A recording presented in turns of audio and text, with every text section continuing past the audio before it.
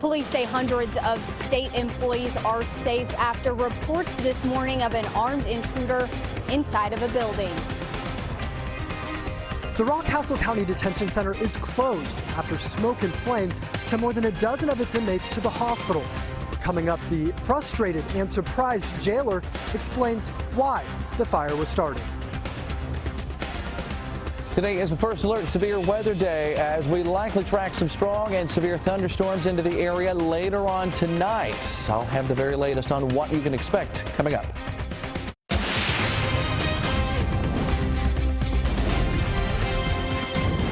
WKYT News starts now with breaking news.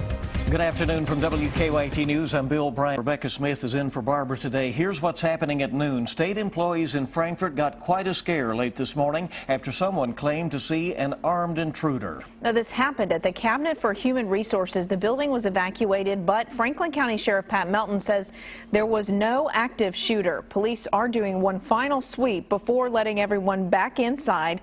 WKYT's Hillary Thornton's at a state capitol with the latest breaking details. Good afternoon, Rebecca. Police say the state building here behind me is safe. However, there is still a very large police presence here after what was a very chaotic morning for hundreds of state employees here in Frankfort. This all started when police say a call came into 911 with a caller reporting someone with a gun walking through a hallway on the first floor. Police say shortly after that call, another call reporting the same thing came in. Multiple agencies then rushed to the large building that houses more than 500 employees. Officers say once they were here, they found people rushing out of the building, while some others hid in their offices. Teams first on the scene say their initial sweep of the building found no threat. Escalating to what we have now. Right now, the building has been cleared. The last 8 people are being cleared out of the building. To err on the side of caution, for the employees here, we are getting ready to gather and go through and methodically clear the building to make sure that there is nobody with a gun or any weapons that we can see or find in the building at this time. Now, as you heard Sheriff Melton just say, within the past 30 minutes, they got the last of those employees out of the building safely. Police are now splitting into search teams. They're going to go floor by floor and do another sweep of the building. Sheriff Melton says they're really wanting to err on the side of caution in light of recent workplace violence issues. And that is why they are making sure everyone is safe at this time and taking all the precautions necessary. For Live in Frankfort, Hillary Thornton, WKYT.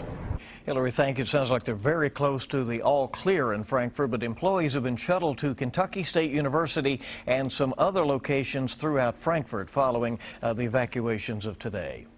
Well, we are tracking a severe weather threat, which is expected to bring showers and storms into the bluegrass tonight and the potential for some damaging winds. We have called a WKYT First Alert Severe Weather Day to keep you informed. Meteorologist Jim Caldwell is tracking the system on the First Alert Defender. And things are pretty quiet right now as far as the grand scheme of things across central Kentucky and eastern Kentucky, but it's on its way. It'll be moving in a little bit later on tonight. The energy will be rolling in from our west. Let's break all of it down here for you. Strong to severe thunderstorms expected out there tonight. Now, the level of some of these thunderstorms could be rather intense for a lot of folks out there as we end up tracking maybe the potential of damaging winds 60 miles per hour or higher and the possibility of isolated tornadic activity. We now look out to our west and part of our area now under the moderate risk for severe weather issued by the Storm Prediction Center in Norman, Oklahoma. Here in Lexington and a big chunk of eastern Kentucky now in that enhanced category. Now, damaging winds will also be possible as these storms start to roll in and really get into the area. Some of the wind gusts that we could expect, you can see coming in closer to 50 miles per hour. That's associated with some of those storms later on tonight and outside of some of those storms. It's going to be a long evening. I'll break down what you can expect hour by hour coming up in just a few minutes. We know you will. Thanks so much, Jim. Those strong storms could put a damper on travel plans and other activities ahead of the Christmas holiday. It's been a gray and dreary day. Here's a time lapse of the ice skating rink at Triangle Park. WKYT's Victor Puente is at the Kentucky Horse Park with more on how the organizers of Southern Lights are planning to keep visitors safe if severe weather happens to hit. He continues our top story team coverage at noon. The wind is beginning to pick up here at the Kentucky Horse Park. The people in charge tell me the Southern Lights should be okay. With high winds forecasted for later today, the grounds crews here at the horse park have been busy taking down any limbs that appear loose. The executive director tells me they don't anticipate any problems with the lights themselves. Each one is held in place with multiple guy wires, and their wire frames make them pretty resistant to wind. But they do have shelters in place should the weather turn bad while there are visitors here at the park. We've had winds in the 50-60 mile an hour range before, and it hasn't created any problems for us. But you try to prepare for that as best you can, and then we see what happens and react as quickly as we can. The lights turn on at 5:30. They suggest arriving early so you don't have to deal with a long line. And the program continues until December 31st. At the horse park, Victor Puente, WKYT. Thanks so much, Victor. The lights close at 10 o'clock each night. And today is expected to be one of the busiest travel days of the year. Millions of Americans are journeying somewhere to holiday destinations, and there are big changes for airline passengers, much of that weather related. Don Champion reports from New York's LaGuardia Airport. At Chicago's O'Hare Airport, long lines formed early this morning. You got to have a lot of patience on a day like today.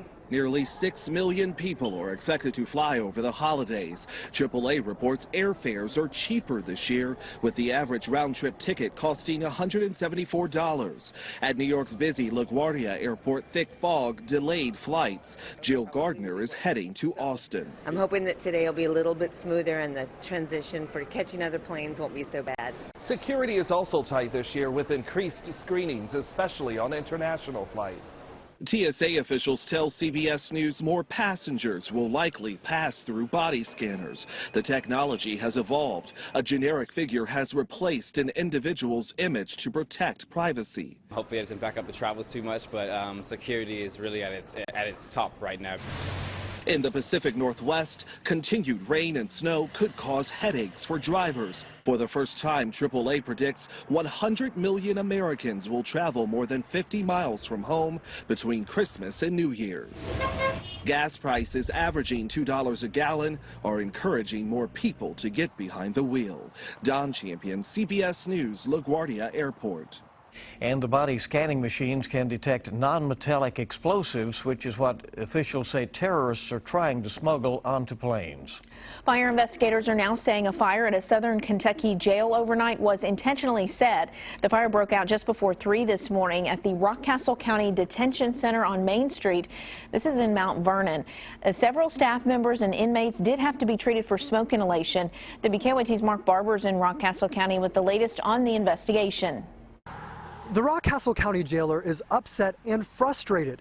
Frustrated because he says this fire started over a disagreement about a TV in a jail cell, and upset because he says now that the jail is closed for repairs, he has to tell 10 of his employees that they're out of a job. Families have to go home. Carlos McClure chokes back tears when he thinks about laying off his employees just 2 days before Christmas. The fire that forced firefighters to evacuate the jail and close it for repairs started in a ventilation system above a cell around 3 this morning. The cells hold 18 inmates, and apparently an argument about a TV in one of those cells sparked the flames. Might have had a different agreement over a channel or whatever. We really don't know exactly. 13 inmates and 2 employees were rushed to the hospital to be treated for smoke inhalation. About 90 inmates were not hurt, and they were guarded very closely as they were loaded onto school buses and taken to the Laurel County Detention Center. We try to be good to all these guys here and treat everybody with respect and treat them like family. But, you know, and then some of them turns around and does this. It's pretty bad. It's pretty heartbreaking. Investigators say the fire caused extensive smoke and water damage, so it could be weeks before the jail is reopened and its employees are able to return to work. In Mount Vernon, Mark Barber, WKYT. Well, state police are questioning inmates about the fire, trying to figure out exactly who started it. None of the people who were hospitalized for smoke inhalation are seriously hurt. A heated competition between producers of cinnamon whiskeys has cooled off in the courtroom for now. Sazerac filed a motion to drop its lawsuit against Jack Daniels, but did not say why. Sazerac, the maker of Fireball, had accused the Tennessee company of trademark infringement for using the term Fireball in online advertising for its cinnamon-flavored Jack Daniels Tennessee Fire.